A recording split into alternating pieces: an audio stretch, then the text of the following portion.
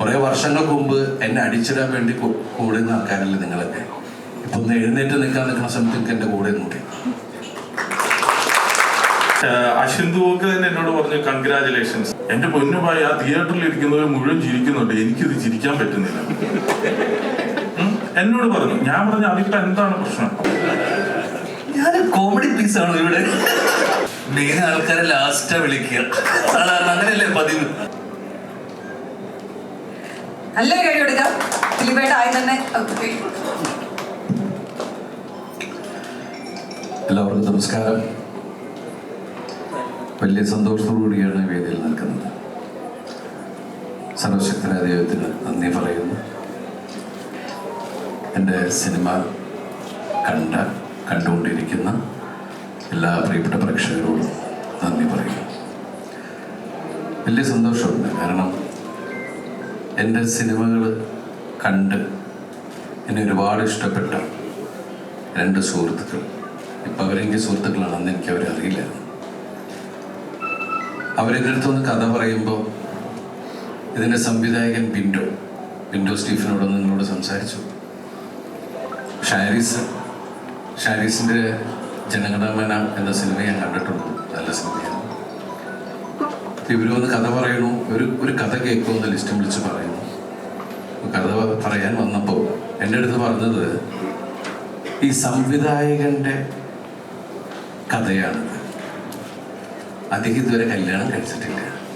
അദ്ദേഹത്തിൻ്റെ സഹോദരന്മാരെല്ലാം കല്യാണം കഴിച്ചിട്ടുണ്ട്, അവർക്ക് കുഞ്ഞുങ്ങളാവുന്നുണ്ട്.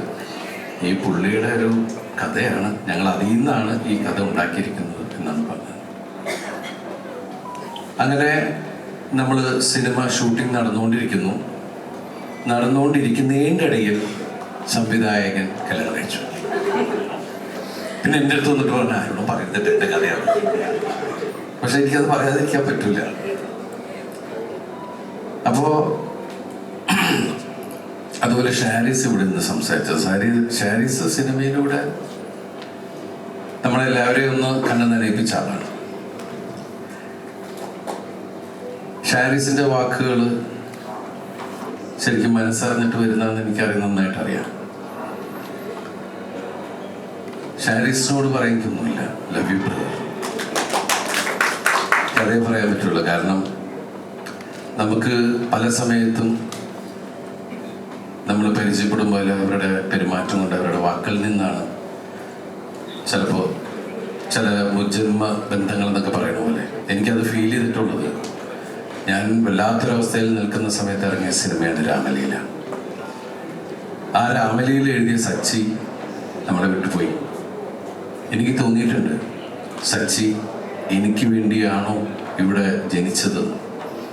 കാരണം എനിക്ക് ഏറ്റവും അപകടമുള്ള സമയത്ത് എന്നെ മലയാള സിനിമയിൽ വീണ്ടും പിടിച്ചു നിർത്തിയത് അരുൺ ഗോപി സംവിധാനം ചെയ്ത രാമലീലയാണ്. ആ സിനിമയ്ക്ക് എൻ്റെ കരിയറിലെ ഏറ്റവും വലിയ ഹിറ്റുകളിലൊന്നാണ് രാമലീല. ഏറ്റവും പ്രതിസന്ധിയിൽ നിൽക്കുന്ന സമയത്ത്, ഇനി മലയാള സിനിമയിൽ ദിലീപ് ഇല്ല എന്ന് പറയുന്ന സമയത്ത് ഇവിടുത്തെ ലക്ഷക്കണക്കിന് ജനങ്ങൾ തിയേറ്ററിലേക്ക് ഓടി വന്ന് ആ നടനെ ഇവിടുന്ന് അങ്ങനെ കളയാൻ പാടില്ല എന്നുള്ള രീതിയിൽ പിടിച്ചു നിർത്തിയൊരു സിനിമയാണത്. അതുപോലെ തന്നെ ഈ 150ാമത്തെ സിനിമ ഇവിടെ പറയണ്ടേ, എൻ്റെ 100ാമത്തെ സിനിമ കാര്യസ്ഥനായിരുന്നു. ആ സിനിമയിലും എൻ്റെ അച്ഛനായിട്ട് അഭിനയിച്ച സിദ്ദിഖാണ്. എൻ്റെ 150ാമത്തെ സിനിമയിലും എങ്ങനെയൊക്കെയോ കറങ്ങി തിരിഞ്ഞ് സിദ്ദിഖ് തന്നെയായിട്ട് എൻ്റെ അച്ഛനായിട്ട് അഭിനയിക്കുന്നത്. അപ്പം ഞാനിടയ്ക്ക് പല സിനിമകളും ഞങ്ങളങ്ങനെ അച്ഛൻ മകൻ, ഇപ്പോൾ നിങ്ങൾക്ക് എല്ലാവർക്കും ഇഷ്ടപ്പെട്ട സിനിമകളിലൊന്നാണ് മൊത്തം കയ്യിൽ നിന്ന് പോയൊരു രീതി നടക്കുന്ന ബാലം വക്കീലില്ല എൻ്റെ അച്ഛൻ. അപ്പം ഞാനിടയ്ക്ക് ഫോൺ ചെയ്യുമ്പോൾ അച്ഛാ എന്ന് പറഞ്ഞാൽ വിളിക്കണത്. അങ്ങനെ ഒരു ചില ബന്ധങ്ങളുണ്ടാവാന്ന് പറയില്ലേ. അതുപോലെ തന്നെ ലിസ്റ്റിൻ്റെ കൂടെ ഞങ്ങൾ അവരോടൊക്കെ വെച്ച് കണ്ടുള്ള സൗഹൃദങ്ങൾ മാത്രമേ ഉള്ളൂ. ലിസ്റ്റിൻ്റെ കൂടെ പടം ചെയ്തിട്ടൊന്നുമില്ല. മലയാള സിനിമയിലെ ഒട്ടുമിക്ക താരങ്ങളെ വെച്ച് നിർമ്മിക്കുന്ന ഒരു വലിയ കമ്പനിയാണ് മാജിക് ഫ്രെയിംസ്.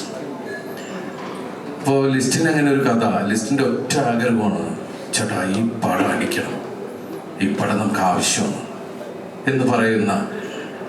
കാരണം ഞാനൊരു നിർമ്മാതാവാണ്, അദ്ദേഹത്തിൻ്റെ സുഹൃത്തുക്കളും അല്ലെങ്കിൽ മറ്റുള്ള ഹീറോസ് ഒക്കെ ആയിട്ട് സിനിമ ചെയ്യുന്ന ഒരാളാണ്. പക്ഷേ ഇപ്പൊ ഷാരീസ് പറഞ്ഞ പോലെ അദ്ദേഹത്തിന്റെ ചെറുപ്പകാലത്ത് ഞാൻ അദ്ദേഹത്തെ ഒരുപാട് ചിരിപ്പിച്ചിട്ടുണ്ട് എന്നുള്ളതാണ്, അല്ലെങ്കിൽ ചിന്തിപ്പിച്ചിട്ടുണ്ട്. എൻ്റെ സിനിമകൾ ഒരുപാട് ഇഷ്ടമായിരുന്നു ഇഷ്ടമാണ് എന്ന് സംസാരിച്ചുകൊണ്ടിരിക്കുന്ന ലിസ്റ്റിന് ഈ സിനിമ മറ്റെന്തിനേക്കാളും വലുതായിട്ടാണ് എനിക്ക് പ്രവൃത്തിയിൽ തന്നെ തോന്നിയിട്ടുള്ളത്. സത്യം പറഞ്ഞ ഈ സിനിമ വരുമ്പോൾ, ഈ സിനിമ റിലീസാവുന്ന നിമിഷം വരെ വലിയ പരസ്യങ്ങളൊന്നും ഇല്ലാതിരുന്ന സിനിമയാണ്. ഈ സിനിമയ്ക്ക് ഏറ്റവും കൂടുതൽ പരസ്യം തന്നത് ഇവിടുത്തെ മലയാളി പ്രേക്ഷകരാണ്. കാരണം മൗത്ത് പബ്ലിസിറ്റി എന്ന് പറയുന്ന ആ പബ്ലിസിറ്റി ഏറ്റവും വലുതാണ്. പ്രത്യേകിച്ച് ഇന്നത്തെ അവസ്ഥയിൽ നമുക്ക് ഒരാൾ ഒരു കാര്യം പറഞ്ഞാൽ അത്രയും വേഗത്തിലാണത് ലോകത്തിൻ്റെ മുമ്പിലേക്ക് എത്തുന്നത്. അതിന് സഹായിക്കുന്നത് ശരിക്കും പറഞ്ഞാൽ ഈ സിനിമയിൽ ഏറ്റവും എടുത്തു പറയേണ്ട ഒന്ന് തന്നെയാണ് നമ്മൾ സോഷ്യൽ മീഡിയയിലൂടെ. കാരണം ഈ സിനിമയുടെ ഒരു വലിയ പ്രസ് മീറ്റും കാര്യങ്ങളൊക്കെ വെക്കുന്ന സമയത്ത് ഒരു കൊച്ചു വേടിയിൽ നിന്നാണെങ്കിൽ നമുക്ക് വേണമെങ്കിൽ ഈ സിനിമയുടെ മൊത്തം കഥ പുറത്തേക്ക് പോകാം. അപ്പോൾ അതുകൊണ്ട് തന്നെയായിരിക്കും ഇതിൻ്റെ എല്ലാവരും ചർച്ച തീരുമാനിച്ചു നമുക്ക് ഈ സിനിമ കഴിഞ്ഞിട്ട് നമുക്ക് മീഡിയയുമായി നമുക്ക് തുറന്ന് സംസാരിക്കാം. കാരണം എന്ന് വെച്ചിട്ടുണ്ടെങ്കിൽ ഇപ്പം ഈ സിനിമ എനിക്ക് തോന്നുന്നു നിങ്ങൾ ഒട്ടുമിക്ക ആൾക്കാരെ കണ്ടിട്ടുണ്ടാവും. അപ്പം എന്തുകൊണ്ടാണ് ഇന്നത്തെ നമ്മുടെ ലൈഫിൽ സോഷ്യൽ മീഡിയയുടെ പ്രസക്തി എന്താണെന്ന് നമുക്ക് എല്ലാവർക്കും അറിയാം. ഇപ്പം ഇവിടെ നിൽക്കുന്നത് നമുക്ക് പ്രൈവസി ഏറ്റവും കൂടുതൽ ആഗ്രഹിക്കുന്ന ഒരാൾക്ക് ഒരു പ്രൈവസിയും ഇല്ലാത്ത ലോകത്താണ് നമ്മൾ ജീവിക്കുന്നത്. കാരണം നമുക്ക് പറയാനുള്ള ഇപ്പം നിങ്ങളെല്ലാവരും ഇവിടെ ക്ഷണിച്ചത് നന്ദി പറയാൻ നിങ്ങളോടും, നിങ്ങളിത് എത്തിക്കുന്ന ആൾക്കാരോടും, അത് കാണുന്നവരോടും, കണ്ടുകൊണ്ട് നിൽക്കുന്നവരോടും നന്ദി പറയാനാണ് ഇങ്ങനെ ഒരു വേദി ശരിക്കും പറഞ്ഞാൽ ഞങ്ങളെല്ലാവരും കൂടി ഒരുക്കിയിരിക്കുന്നത്. നേരിട്ട് സംസാരിക്കാൻ, ലോകത്തിനോട് സംസാരിക്കാൻ, നിങ്ങളോട് സംസാരിക്കാൻ. അതുപോലെ തന്നെ ഈ സിനിമയുടെ ക്യാമറമാനാണ് രണദേവ. അദ്ദേഹം ഇവിടെ ഇതുവരെ വന്നിട്ടില്ല. അദ്ദേഹത്തിൻ്റെ ഗംഭീര വർക്കുകൾ ഒന്നാണ്. അതുപോലെ ഇതിൻ്റെ സംഗീത സംവിധായകൻ സനൽ, അദ്ദേഹത്തിൻ്റെ ആദ്യത്തെ സിനിമയാണ്. ഇതിൽ എൻ്റെ കൂടെ അഭിനയിച്ച നായിക, ഞാൻ ഈ കഥ കേട്ടപ്പോൾ ഇവരോട് ആദ്യം പറഞ്ഞത് ആ കഥാപാത്രമാണ് ഈ പടത്തിൻ്റെ ഹീറോ. ആ കഥാപാത്രം നന്നായില്ലെങ്കിൽ ഈ സിനിമ നമുക്ക് ഒരിക്കലും വിജയിക്കില്ല. പക്ഷെ അവർ പല കുട്ടികളെ ഇങ്ങനെ നോക്കി അവസാനം അവരെത്തിയത് റാണിയ റാണ എന്ന ഒരു വലിയ കലാകാരിയിലാണ്. റാണിയെക്കുറിച്ച് പറയുകയാണെങ്കിൽ എനിക്കറിയാവുന്നത് കലാമണ്ഡലത്തിലെ പ്രോഡക്റ്റാണ് അവർ. അതുപോലെ ഒരുപാട് കുട്ടികൾക്ക് ക്ലാസ് എടുക്കുകയും അവർക്ക് വിദ്യാഭ്യസിപ്പിക്കുകയൊക്കെ ചെയ്യുന്ന ഒരു വലിയ കലാകാരി. അവരുടെ മനസ്സിൽ മുഴുവൻ സിനിമകളായിരുന്നു. ഒരു ദിവസം അത് വർക്കൗട്ട് ആവുമെന്ന് പറയില്ല. നമ്മൾ സിനിമയെ ഒരുപാട് സ്നേഹിക്കുമ്പോൾ സിനിമ നമ്മളെ തേടി നമ്മളിലേക്ക് വരും. അങ്ങനെ കൊണ്ടുതന്ന ഒരു വലിയ കലാകാരി. എൻ്റെ കൂടെ ഒരുപാട് നായികന്മാർ മലയാള സിനിമയിൽ ഒരുപാട് ലാംഗ്വേജിൽ അഭിനയിച്ചിട്ടുള്ള നായികമാർ എൻ്റെ കൂടെ അഭിനയിച്ചിട്ടുണ്ട്. ആദ്യകാല സിനിമകളിൽ എൻ്റെ കൂടെ വന്നിട്ടുണ്ട്. അതുപോലെ നമുക്ക് മലയാള സിനിമയ്ക്ക് കിട്ടിയ ഒരു വലിയ കലാകാരിയാണ് റാണിയ റാണ. അതുപോലെ തന്നെ മീനാക്ഷി മാധവി, അവരുടെ രണ്ടാമത്തെ സിനിമയാണ്. എൻ്റെ രണ്ട് നായികമാരാണ്. ഒരു ഏരിയയിൽ ശരിക്കും പറഞ്ഞാൽ ഫസ്റ്റ് ഹാഫിൻ്റെ ഒരു ഏരിയ തന്നെ അന്ന എന്ന് പറയുന്ന കഥാപാത്രമാണ് മുന്നോട്ട് കൊണ്ടുപോയിട്ടുള്ളത്. ഞാൻ അതിനു മുമ്പ് മീനാക്ഷിയുടെ സിനിമ കണ്ടിട്ടുള്ളത് മധുരം മനോഹരം.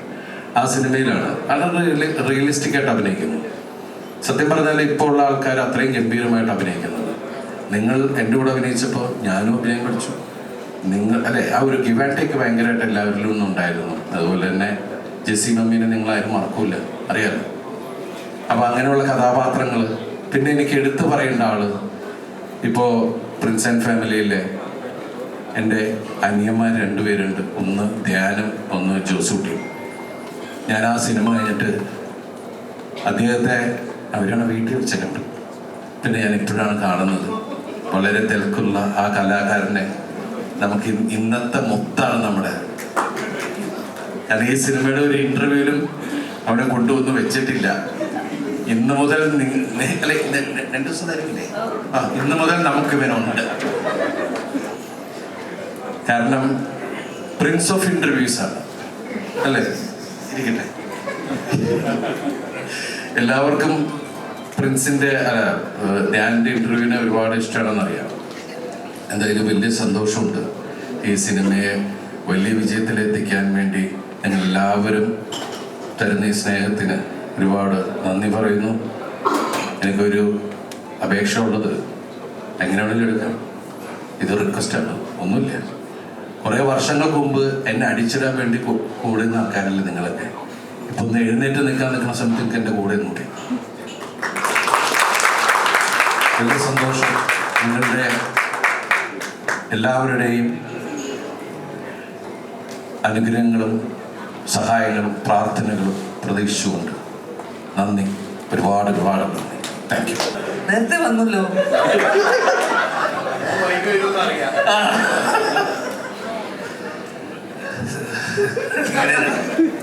സീരിയസ് ആയിട്ടൊന്നും സംസാരിക്കാൻ അറിയില്ല, എന്നാലും ഒരുപാട് സന്തോഷം. ചുളുവിലൊരു ഹിറ്റ് കിട്ടി.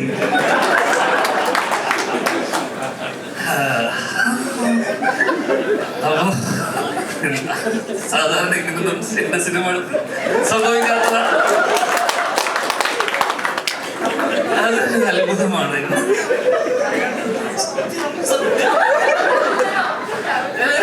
ചിലപ്പോ കരഞ്ഞു പോകും. നമ്മുടെ ഞാനും ബിൻഡോയും ഷാരിസും ലിസ്റ്റിനൊക്കെ 80s കിഡ്സ് ആണ് പറഞ്ഞു വരുമ്പോ. അല്ല, നീ കുറച്ച് 90 അല്ലേ? എന്നാലും അടുത്തുണ്ട്. അപ്പൊ നമ്മളൊക്കെ ഓണക്കാലം അല്ലെങ്കിൽ വിഷുക്കാലം എന്നൊക്കെ പറയുന്നത് ലാലേട്ടന്റെയും മമ്മൂക്കയുടെയും സിനിമകൾക്കപ്പുറം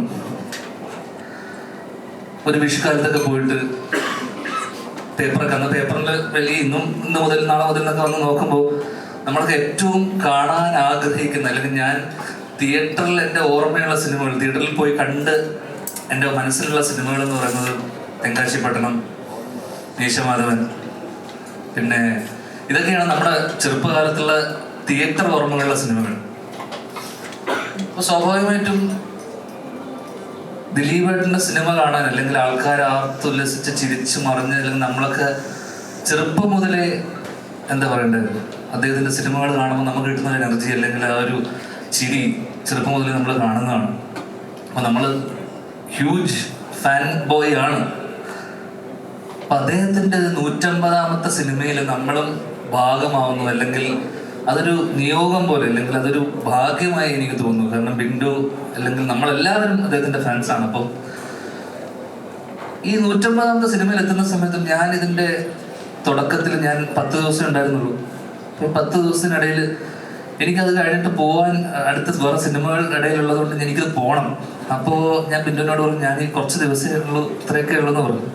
അങ്ങനെ പാതി വഴി എന്നെ കാനഡയ്ക്ക് പറഞ്ഞയച്ചു, ഇത്രയും ദിവസത്തിനുള്ളത് കൊണ്ട്. അപ്പം ഞാൻ ഈ പോകേണ്ട തിരക്കിലാണ്, എപ്പോഴും വന്നു കഴിഞ്ഞാൽ അങ്ങ് പോകണം. അപ്പം ഞാൻ കാണുന്നതെന്ന് വെച്ച് കഴിഞ്ഞാൽ ദിലീപേട്ടൻ ഓരോ ദിവസം വന്നു കഴിയുമ്പോൾ ഓരോ സീനിലും എന്തെങ്കിലും കോമഡി ഉൾപ്പെടുത്താൻ വേണ്ടി, അല്ലെങ്കിൽ എന്നോട് വന്നിട്ട് ചോദിക്കും ദിലീപേട്ടൻ, എടാ ഇതിൻ്റെ ഒടുക്കത്തിൽ എന്താ പറയുക, എന്തെങ്കിലും ചിരിപ്പിക്കാൻ വേണ്ടി. ഞാൻ വിചാരിക്കും, ഇതെന്തിനാണ് എന്നോട് ചോദിക്കുന്നത്? എപ്പോഴും ഞാൻ എൻ്റെ അവസ്ഥ എന്ന് വെച്ചാൽ അക്കരയിൽ അച്ഛനൊരു തൂണും ചാരി എന്നിട്ട് പോപ്കോൺ കഴിക്കുന്ന സീൻ വെച്ച് കഴിഞ്ഞാൽ ഇത് അഘോരാത്രം ആ സീൻ ഇങ്ങനെ ആലോചിച്ച് എന്നിട്ട് എന്നെ ഓടി വന്നിട്ട് എന്നെ നോക്കിയിട്ട് അടുത്ത് വന്നിട്ട് പറയും, എടാ അവിടെ എന്താ പറയാന്ന് പറയുമ്പോഴേക്കും പെട്ടെന്ന് എന്നെ കണ്ടു കഴിഞ്ഞാൽ ഇവനോട് ചോദിച്ചിട്ടൊരു അങ്ങനെ മാറിപ്പോകുന്നതും ഞാൻ കണ്ടു. അപ്പൊ ഞാൻ മാറി നിന്ന് ആലോചിക്കുക, ഇത് എന്തിനാണ്? ഷാരിസ് എഴുതി വെച്ചിട്ടുണ്ട്, ബിൻഡോ അത് കൃത്യമായി ഇത് ചെയ്യുന്നുണ്ട്. അതിനിടയിൽ ഒരാളിങ്ങനെ കിടന്ന് എന്തിനാണ് ഇങ്ങനെ ആലോചിച്ച് ടെൻഷൻ അടിക്കുകയാണ്. ആവശ്യത്തിനധികം ടെൻഷൻ വേറെ ഉണ്ടായിട്ട് പോലും ഇതിനിടയിൽ ഈ ടെൻഷനും കൂടെ എന്തിനാണെന്ന് ഞാനൊരു ദിവസം പറയുന്നത്, നമ്മൾ ഇത്രയും ആത്മാർത്ഥത വേണോ? അപ്പൊ ഇത് എന്ന് പറയുന്നതൊരു ഇവരുടെ ഒരു പ്രോസസ് അങ്ങനെയാണ്, ഇവരുടെ വർക്കിംഗ് അങ്ങനെയാണെന്ന് ഞാൻ. അപ്പൊ അതെനിക്കൊരു അത്ഭുതമായിരുന്നു. കാരണം നമ്മളൊക്കെ പോകുമ്പോൾ, ഞാനും ജോൺ ചേട്ടനൊക്കെ പോകുമ്പോൾ സാധാരണ വരിക, പൈസ വാങ്ങിക്കുക, ജോലി ചെയ്യുക പോവാ, അത്രയല്ലേ ഉള്ളൂ.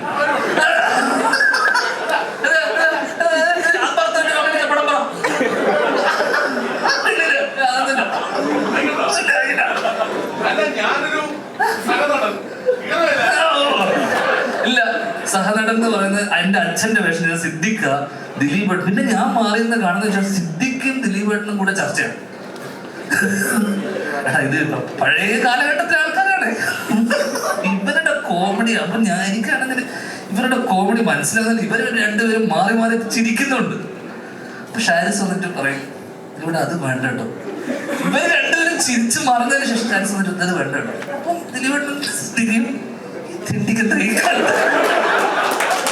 ഇവരെന്താണ് ഈ കോമഡി മനസ്സിലാകാത്ത? കാലം മാറി, പഴയ സാധനം ഇപ്പൊ വേണ്ട.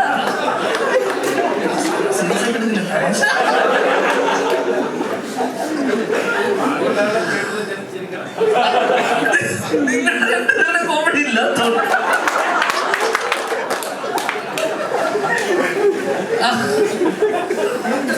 അപ്പൊ കൃത്യമായി ഞാൻ കാണുന്ന വെച്ചാൽ ഇവർ രണ്ടുപേരും അപ്പൊ എന്നോട് ചോദിക്കുന്നത് നിർത്തി. 2 ദിവസം കഴിഞ്ഞപ്പോ ഇവൻ എന്തിനാ വന്നത് പുള്ളിക്ക് മനസ്സിലായി. ദിലീപേട്ടൻ എന്നോട് വന്നിട്ട് എടാന്ന് വരുമ്പോഴേക്ക് തന്നെ മാറിപ്പോവും.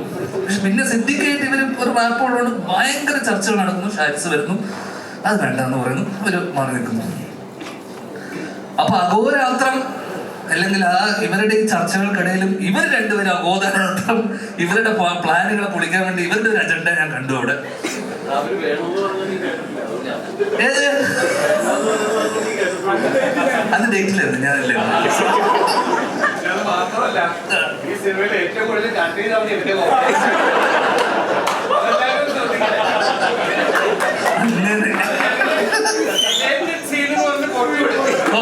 ഇല്ലല്ലോ, അങ്ങനെയല്ലോ സിദ്ദിഖ് നേരത്തെ പറഞ്ഞു. സിദ്ദിഖ് പറഞ്ഞു നിങ്ങളുടെ കുറച്ച് കോമഡി കട്ടായി പോയിട്ടുണ്ടെന്നല്ലേ.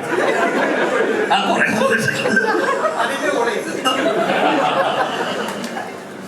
അപ്പൊ ഞാൻ മനസ്സിലാക്കിയ ഒരു കാര്യം, ഇവരുടെ പ്രോസസ് എന്ന് പറയുന്നത് നമ്മളെ പോലത്തെ ചെറുപ്പക്കാർക്ക് അല്ലെങ്കിൽ ജോണി ജോണിച്ചേട്ടനെ പോലത്തെ ആൾക്കാർക്കൊക്കെ ഒരു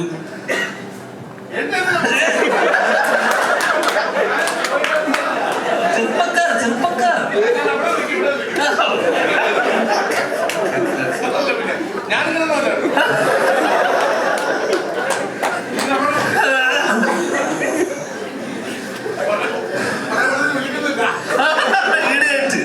ഹിറ്റ് കോമ്പോ അല്ലേ ഒരുമിച്ച്. അപ്പൊ ഈ പ്രോസസ്സ് നമ്മളെ സംബന്ധിച്ചിടത്തോളം ഇത് കണ്ട് പഠിക്കേണ്ട ഒരു സാധനമായിട്ട് എനിക്ക് തോന്നി. കാരണം ഇതിനെ കുറിച്ച് ഇങ്ങനെ ആലോചിച്ചാൽ ഇത്ര ഈ പുതിയ ജനറേഷനിൽ എത്ര പേര് അത്ര എഴുതി വെച്ചത് അത് പറഞ്ഞിട്ട് പോവുക എന്നതിനപ്പുറം അതിനെ കുറിച്ച് ആലോചിച്ച് അടുത്ത് എന്ത് പറയും, അല്ലെങ്കിൽ ഈ സീനിൽ എന്തെങ്കിലും ഒരു പഞ്ചില് അവസാനിപ്പിക്കണം, ഒരു ചിരി വേണം എന്ന് നിരന്തരമായി ഇതിനെ കുറിച്ച് ആലോചിച്ച് വർക്ക് ചെയ്യുന്നത് കമന്റബിൾ തന്നെ അപ്പുറം എനിക്കത് അത്ഭുതമായിരുന്നു ആ പ്രോസസ് ഇവർക്കിടയിൽ.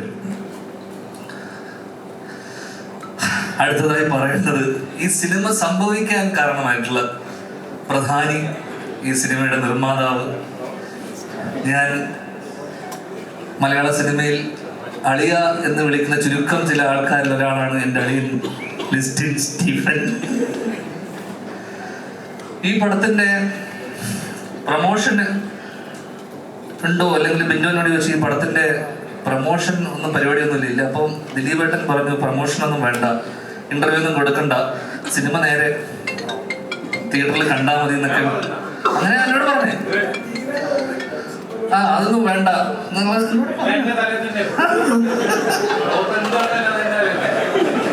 അങ്ങനെ ഇതിന്റെ.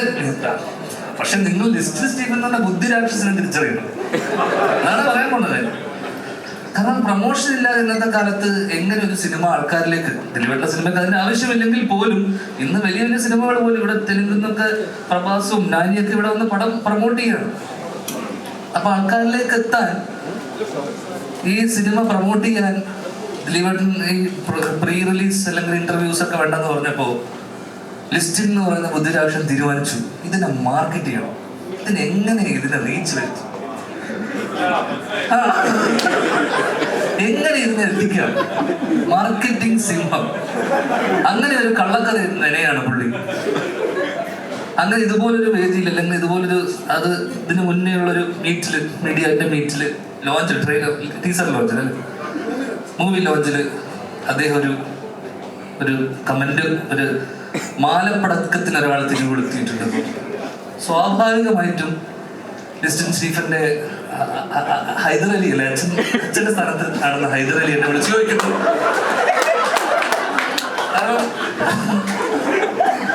എടാ എടാ നിന്നെ തെറ്റാണ്. കാരണം മാലപ്പടക്കം തിരി കൊളുത്തി, സ്വാഭാവികമായിട്ട് പടക്കം മാല. അങ്ങനെ ഞാൻ ഭയന്നു, ഞാൻ പേടിച്ചു. ഹൈദരലി വിളിക്കും, എത്ര തവണ വിളിച്ചു രാത്രി? 4 ഞാൻ തുരുതുരാവിളി. ഞാൻ പറഞ്ഞു എന്റെ ഹൈദർക്ക അതൊരിക്കലും അങ്ങനെ അവൻ പറയില്ല. അല്ലല്ലല്ല, ഇത് അങ്ങനെയല്ല, ഞാൻ തുടങ്ങി കഴിഞ്ഞു എന്ന് പറഞ്ഞാൽ അവിടെ ലാപ്ടോപ്പ് വെച്ചിരിക്കുക സാധനം.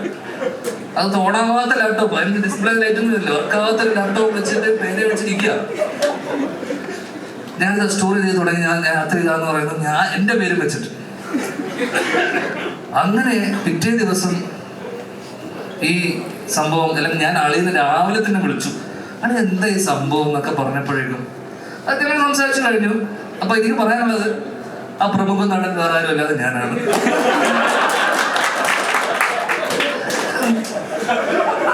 ഞങ്ങൾക്കിടയിലുള്ള പ്രശ്നങ്ങൾ ഞങ്ങൾ സംസാരിച്ച് തീർത്തിട്ടുണ്ട്. ഓക്കെ, ഇനി പ്രശ്നമില്ല കേട്ടോ, കഴിഞ്ഞല്ലോ. വേറെ ആരുമില്ല. അത് അദ്ദേഹത്തിന്റെ മാർക്കറ്റിംഗ് സ്ട്രാറ്റജിയുടെ കാരണം ഈ പടം എങ്ങനെയെങ്കിലും ആൾക്കാരിലേക്ക് എത്തിക്കുക എന്നുള്ള ഒരു പ്രൊഡ്യൂസറിന്റെ വലിയ കടമയാണല്ലോ. അദ്ദേഹം ആ കടമ നിർവഹിച്ചു. അത് കൃത്യമായി എന്തിന് BBC അടക്കം എന്ത് ചെയ്തു? എവിടെയോ എത്തി അതിന്റെ ഒരു. അപ്പോൾ നിങ്ങൾ ഒരുപാട് ഉയരത്തിലാണെന്നും നിങ്ങൾ പറയുന്ന ഓരോ വാക്കും ഹൈദരലി ഉൾപ്പെടെ പലരും ശ്രദ്ധിക്കുന്നുണ്ടെന്ന് നിങ്ങൾ ശ്രദ്ധിച്ചു. അപ്പോ പറഞ്ഞു വന്നത് ഈ സിനിമ ബിൻഡോ ഹാരിസ് പറഞ്ഞൊരു സാധനം ഞാൻ ഇന്റർവ്യൂവിൽ ഒരു ഇതിനകത്ത് കേട്ട കാര്യം വെച്ചാൽ, ലിസ്റ്റിലില്ലെങ്കിൽ ഈ സിനിമയില്ല. കാരണം മാജിക് ഫ്രെയിംസ്, എനിക്കൊരു 10-12 വർഷത്തെ പരിചയമാണ് അളിയനുമായിട്ട്. 2014 ട്രാഫിക് എന്ന് പറഞ്ഞ ഏറ്റവും പ്രായം കുറഞ്ഞ പ്രൊഡ്യൂസർ എന്ന് പറഞ്ഞിട്ടാണ് നമ്മൾ ആദ്യമായിട്ട് ലിസ്റ്റിനെ അറിയുന്നതും. അപ്പൊ അച്ഛൻ്റെ സിനിമയാണ് ട്രാഫിക്. അപ്പൊ ആരാണ് ലിസ്റ്റിൽ? പേര് തന്നെയുണ്ട് ഒരു ഗുമ്മ്, പേരിലാണ് പകുതി. അപ്പൊ പേരെവിടെയോ. അപ്പൊ ആദ്യമായിട്ട് ഞാൻ ഈ പേര് കേൾക്കുന്നത് ലിസ്റ്റിൻ സ്റ്റീഫ് എന്ന് പറഞ്ഞ അച്ഛൻ്റെ വയലിൽ നിന്നാണ്. മലയാള സിനിമയിൽ ഇത്രയും വർഷം, 15 വർഷത്തോളം ഇങ്ങനൊരു ബാനർ, ഒരു ഡസനോളം പുതിയ സംവിധായകർക്ക് അവസരം കൊടുക്കുന്നു. പുതിയ എന്താ പറയണ്ടേ, തിയേറ്ററുകൾ, സിഫ എന്ന് പറഞ്ഞ ഇൻസ്റ്റിറ്റ്യൂട്ട്, ഏറ്റവും കൂടുതൽ സക്സസ് റേറ്റ് ഉള്ള ഒരു ബാനർ. അപ്പൊ എനിക്ക് ഏറ്റവും എടുത്തു പറയേണ്ട കാര്യം എന്ന് വെച്ച് കഴിഞ്ഞാൽ, പുതിയ തലമുറയിലുള്ള ചെറുപ്പക്കാർക്കെല്ലാം ബിൻഡുവിനെ പോലെയും അവരുടെയൊക്കെ സ്വപ്നങ്ങളുടെ കൂടെ നിന്ന ഒരു പ്രൊഡ്യൂസറാണ്. കാരണം ഷാരിസ് പറഞ്ഞ കാര്യമാണ്, കാരണം ലിസ്റ്റിനില്ലെങ്കിൽ ഈ സിനിമയില്ല. ലിസ്റ്റിൻ സ്റ്റീഫിന് വലിയൊരു കൈയടിയാവാം എന്ന് എനിക്ക് തോന്നുന്നു. പറയേണ്ടതൊക്കെ പറഞ്ഞില്ല, ഒക്കെ എടുത്തിട്ടുണ്ട്. അവസാനമായി പറയേണ്ടത് ബിൻഡുവിനെ കുറിച്ചും ഷാരിസിനെ കുറിച്ചുമാണ്. കാരണം ഈ കഥ എനിക്ക് തോന്നുന്നു ദിലീപേട്ടൻ്റെ അടുത്തൊക്കെ പറയുന്നതിന് മുന്നേ എന്നോട് കഥ പറഞ്ഞാണ്. പ്രിൻസ് ആയിട്ടല്ല, അന്നും ജിൻസ് തന്നെയായിരുന്നു. അപ്പൊ അന്ന് ആരാണ് പ്രിൻസ് എന്നുള്ള ചർച്ചകൾക്കിടയിൽ ദിലീപേട്ടൻ വരുന്നുള്ളത് നമ്മൾ സ്വപ്നത്തിൽ പോലും അന്ന് ചിന്തിക്കുന്നില്ല. കാരണം ദിലീപേട്ടനൊക്കെ ഈ സിനിമയിൽ വരുമോ അല്ലെങ്കിൽ അവിടെ വരെ എത്തുമോ, അതിനൊക്കെ സാധിച്ചത് മാജിക് ഫ്രെയിംസ് ഇല്ലെങ്കിൽ ഇതൊന്നുമില്ല. അപ്പൊ ബിൻഡോയുടെ ഏറ്റവും വലിയ സ്വപ്നം, കാരണം ബിൻഡോ ജനഗണമന ഷാരിസ് എഴുതുന്ന ജനഗണമന, ക്വീനില് ബിൻഡോ ഉണ്ടായിരുന്നു, നെയ്മർ, അല്ലെങ്കിൽ അപ്പൊ ബിൻഡോന്റെ ജീവിതമാണ് ഈ സിനിമയിലെ പകുതി. ബിൻഡോ പറഞ്ഞ കഥ പറഞ്ഞപ്പോ എന്നോട് പറഞ്ഞ ദിലീപേട്ടൻ പറഞ്ഞ കഥ, മൂത്ത സഹോദരൻ ബാക്കി അനിയന്മാരൊക്കെ കല്യാണം കഴിച്ചു പോയി. അപ്പൊ ഞാൻ ബിൻഡോ അതിനിടയിൽ കല്യാണം കഴിച്ചെന്ന് പറഞ്ഞു. ഞാൻ ബിൻഡോനോട് പറഞ്ഞു, നീ ഈ കല്യാണം ഇപ്പൊ കഴിച്ചോ?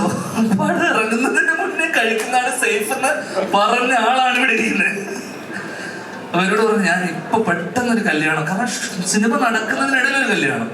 അപ്പൊ പറഞ്ഞു, സിനിമയല്ലേ അറിയാം, എപ്പോഴാ എന്താന്ന് നടക്കുമെന്ന് പറയാൻ പറ്റില്ല, പക്ഷെ ധൈര്യമായി ഇനി പെണ്ണുവീട്ടിൽ പോയിരിക്കാം, താമസിക്കാം. വലിയ വിജയം. ഈ ഒരു വിജയം ഇവരുടെ എല്ലാവരുടെ ഒപ്പം ഷെയർ ചെയ്യാൻ കഴിഞ്ഞാൽ ഒരുപാട് സന്തോഷം. അവസാനം ഒടുക്കം പറയാനുള്ളത്, ദിലീപേട്ടൻ തുടരും, ലിസ്റ്റിൻ സ്റ്റീഫനും തുടരും, ജോണി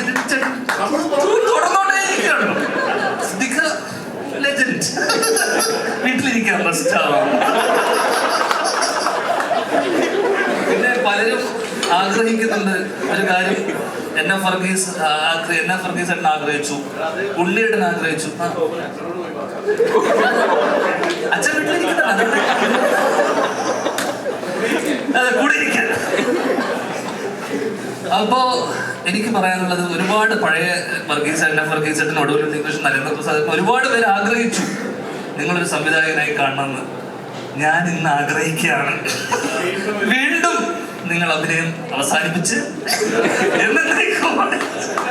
തിരിച്ച് സംവിധാനത്തിലേക്ക് വരണം. ഉണ്ടാവും, ഉണ്ടാവും. ഇതാണ് CID Musa 2 ഇവിടെ അനൗൺസ് ചെയ്യപ്പെടുകയാണ്. കഴിഞ്ഞു. ഒരുപാട് സന്തോഷം. Thank you. വലിച്ചു കിട്ടുന്നില്ല. Thank you so much. വളരെയധികം സന്തോഷം. കൈ പോക്കറ്റ് കിട്ടിയില്ലെങ്കിൽ കഴിഞ്ഞ പ്രാവശ്യം പണി കിട്ടി. അതായത് ഭയങ്കര പറഞ്ഞ പോലെ മാജിക് ഫ്രെയിംസിന്റെ 30ാമത്തെ സിനിമ. ഒരു സിനിമ വിജയിക്കുക എന്ന് പറയുന്നത് ഒരു നിർമ്മാതാവിൻ്റെ മാത്രമല്ല, ആ ടീമിൻ്റെ മൊത്തം സന്തോഷമാണ്. ഒരു പുതിയ ഡയറക്ടർ, അതോടൊപ്പം ഒരു പുതിയ സംഗീത സംവിധായകൻ, ആക്ട്രസ്, ഒരുപാട് പേരുണ്ട്. ഞങ്ങളെ സംബന്ധിച്ച്, അതായത് ഒരു പ്രൊഡ്യൂസറെ സംബന്ധിച്ചോട്ടെ ഞാൻ പറയാൻ, എന്നെ സംബന്ധിച്ച് ഒരു ആക്ടറിന് ഒരു വലിയ വിജയം കൊടുക്കുമ്പോൾ നമുക്കൊക്കെ ഒരു തോന്നലുണ്ട്, നെക്സ്റ്റ് നമുക്ക് ആ ആർട്ടിസ്റ്റിൻ്റെ അടുത്ത് പോകുമ്പോൾ ഒരു ഈസി ആക്സസ് ഉണ്ട് എന്ന് പറയുന്ന പോലെ. ദിലീപേട്ടനെ വെച്ചിട്ട് ഒരു ഹിറ്റ് ചെയ്യുമ്പോൾ നമുക്ക് വളരെയധികം സന്തോഷമാണ്. ആ ബാനറിന് അല്ലെങ്കിൽ ആ നിർമ്മാതാവിന്, അതിൻ്റെ ഡയറക്ടർക്ക്, റൈറ്റർക്കൊക്കെ ഒരു സന്തോഷം കിട്ടുക എന്ന് പറയുന്നത് വളരെ വലിയൊരു കാര്യമാണ്. ഞങ്ങൾ കടന്നിങ്ങനെ ഭയങ്കര കഷ്ടപ്പെടുവാണ്. കാരണം എന്താണെന്ന് വെച്ചാൽ ഈ അൺവാണ്ടഡ് ആയിട്ടുള്ള ചില റിവ്യൂസും പരിപാടികളെല്ലാം പടത്തിന് വേണ്ടിയിട്ട് പർപ്പസ്ഫുള്ളി ചെയ്യുന്നു. അതിനെല്ലാം ബീറ്റ് ചെയ്തുകൊണ്ടിട്ട് ജനങ്ങൾ തരുന്നൊരു സന്തോഷം. ഞങ്ങൾ ഈ തിയേറ്ററുകളെല്ലാം ചെല്ലുമ്പോൾ എല്ലാ ഹൗസ്ഫുൾ എല്ലാവരും ചിരിക്കുകയാണ്.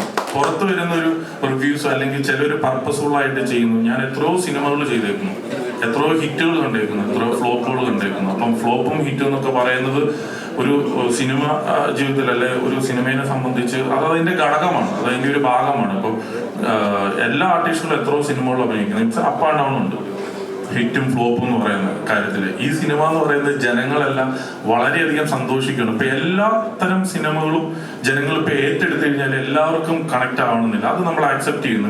ഏത് സിനിമയാണെങ്കിലും 100 കോടി ജനങ്ങളാണ് ഉള്ളതെങ്കിൽ 100 കോടി ജനങ്ങളെ സാറ്റിസ്ഫൈ ചെയ്യാൻ വേണ്ടിയിട്ടുള്ള ഒരു എന്താ പറയുക, ഒരു സിനിമ ആർക്കും ഉണ്ടാക്കാൻ പറ്റില്ല. ഒരു എലക്ഷൻ നടന്നു കഴിഞ്ഞു കഴിഞ്ഞാലും, അതായത് ഒരു വോട്ടിന് ജയിച്ചാലും 10 വോട്ടിന് ജയിച്ചു കഴിഞ്ഞാലും ജയം തന്നെയാണ്. അത് എലക്ഷന്റെ കേസിലായിക്കോട്ടെ. അപ്പം ഞങ്ങളെ സംബന്ധിച്ച് സിനിമ ജയിക്കുക എന്നുള്ളത് മാത്രമാണ്.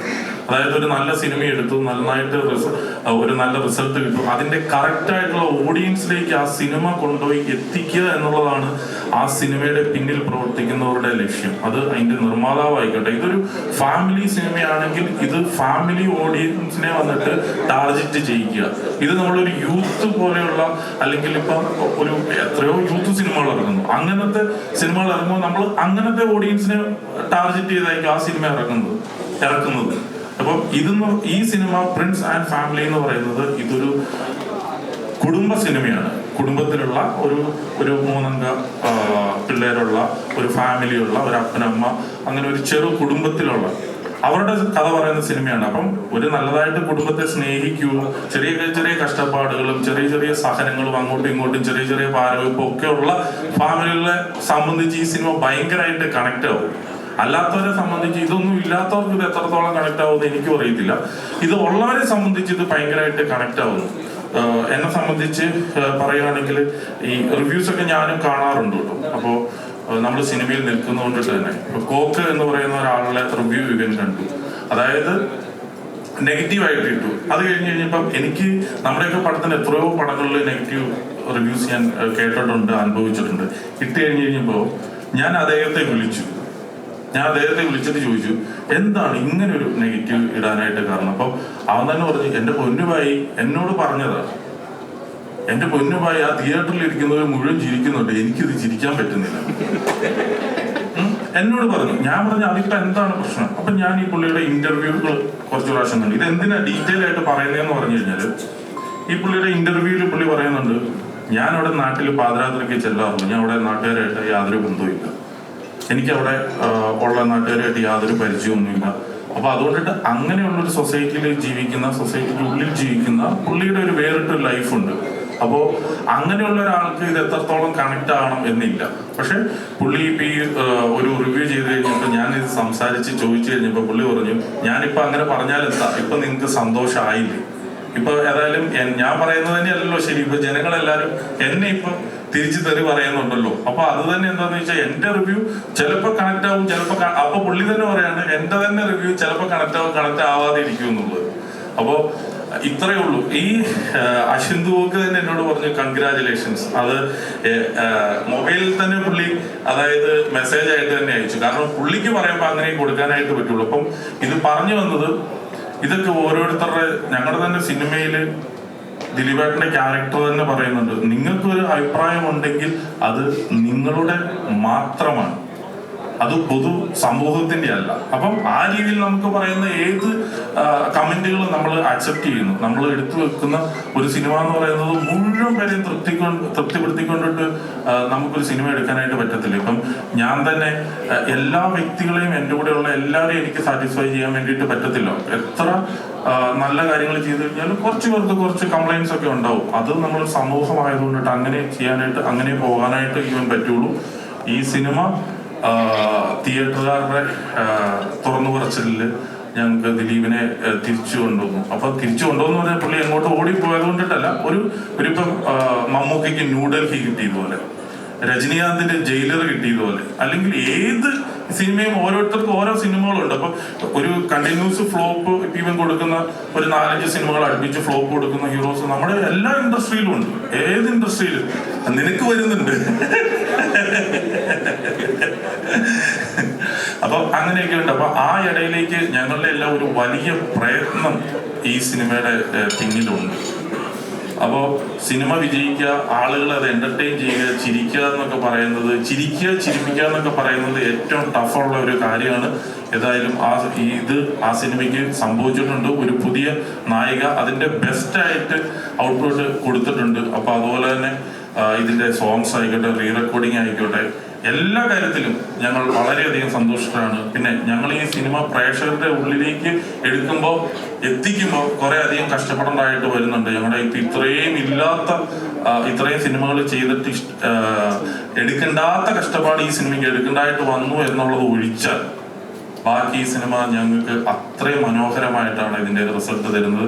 ഞാൻ എല്ലാവരോടും ഈ സിനിമയെ സ്നേഹിച്ച, ഈ സിനിമയെ കണ്ടിട്ട് അഭിപ്രായങ്ങൾ ഫേസ്ബുക്കിൽ ഇട്ട, കമന്റ് ഇട്ട, ഇൻസ്റ്റഗ്രാമിൽ ഇട്ട എല്ലാവരോടും എൻ്റെ പേരിലും ഞങ്ങളുടെ ടീമിന്റെ പേരിലുള്ള നന്ദി ഇപ്പം പറയുന്നു. അതുപോലെ തന്നെ ഈ സിനിമയൊക്കെ തുടങ്ങുമ്പോൾ നമ്മൾ പൈസയൊക്കെ കടമൊക്കെ എടുത്തിട്ടൊക്കെയാണ് തുടങ്ങുന്നത്. അപ്പൊ അതുകൊണ്ടിട്ട് അവർക്കത് തിരിച്ചു കിട്ടുന്നതിൻ്റെ ഉള്ള സന്തോഷമുണ്ട്. സോ എല്ലാവരുടെയും പേരിൽ ഒരിക്കൽ കൂടി നന്ദി അറിയിക്കുകയാണ്. Thank you so much. എല്ലാവർക്കും നമസ്കാരം. എല്ലാവരും ഓക്കെ അല്ലേ? ഓക്കെ അല്ലേ? ഭയങ്കര ഷോക്കാണല്ലോ. ഓക്കെ ആണോ? ഓക്കെ. ഒരുപാട് എന്താ പറഞ്ഞേ? ആരും ഓക്കെ അല്ലാത്ത പത്രക്കാർ ഓക്കെ അല്ലേ? ഒരുപാട് സന്തോഷം. ഞാൻ ഒരിക്കലും എക്സ്പെക്ട് ചെയ്തില്ല എൻ്റെ പെർഫോമൻസ് ഇഷ്ടമാവുന്നത്. ബിക്കോസ് എനിക്ക് നല്ല ടെൻഷൻ ഉണ്ടായിരുന്നു. ആദ്യത്തെ പടമായതുകൊണ്ട് എങ്ങനെ പ്രേക്ഷകർ അംഗീകരിക്കുമെന്നും അറിയില്ലായിരുന്നു. ഇത് ഞാൻ എക്സ്പെക്ട് ചെയ്തതിനേക്കാളും ബിയോണ്ട് മൈ വേർഡ്സ് ഭയങ്കര വലിയ റിസെപ്ഷനാണ് എനിക്ക് കിട്ടിയത്. So thank you so much. അതിന് സപ്പോർട്ട് ചെയ്ത ഇതിൻ്റെ റൈറ്റർ ഷാരിസ് ചേട്ടൻ, വിൻഡോ ചേട്ടൻ, ലിസ്റ്റൻ ചേട്ടൻ, ദിലീപ് ഏട്ടൻ, സിദ്ദിഖ് സർ, ജോണി ചേട്ടൻ, ബിന്ദു ചേച്ചി, മഞ്ജു ചേച്ചി, ധ്യാൻ ചേട്ടൻ,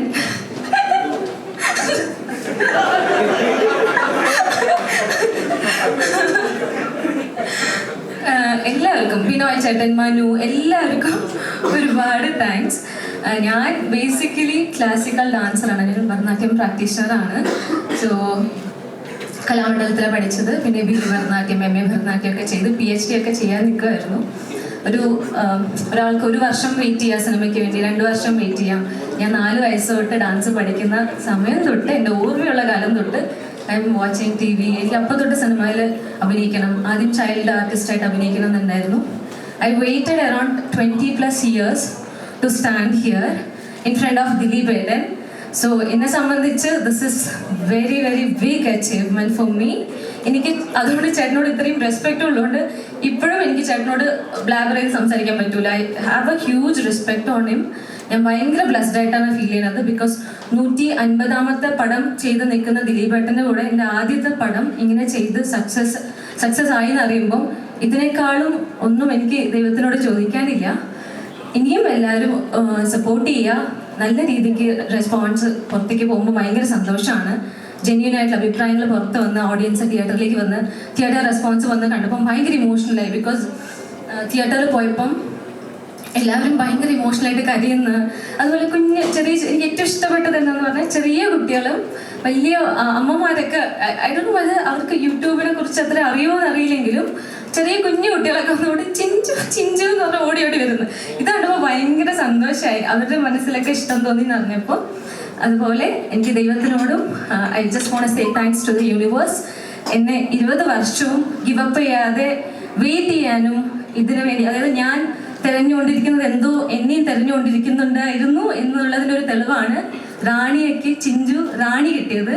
ബിക്കോസ് ഞാൻ എൻ്റെ പേര് റാണി എന്നാണ്. അപ്പം ഞാൻ ഈ കഥാപാത്രത്തിൽ വരുന്നതിന് ഒരു വർഷം മുൻപ് തന്നെ ഷാരിസ് ചേട്ടൻ്റെ കൈ കൊണ്ട് ചിഞ്ചു റാണി എന്ന കഥാപാത്രത്തിന് എഴുതിയിട്ടുണ്ടായിരുന്നു. അതുപോലെ ഇതിലെ പാട്ട് റാണിയും എഴുതി Rani. So this is a result like നമ്മൾ ഭയങ്കരമായിട്ട് ആഗ്രഹിച്ചു കഴിഞ്ഞാൽ ഈ പ്രപഞ്ചം മൊത്തം നമുക്കത് ഒരു ദിവസം നടത്തി തരും. അതിനുള്ള ചെറിയൊരു എക്സാമ്പിളാണ് ഞാൻ. Thank you so much. Thank you.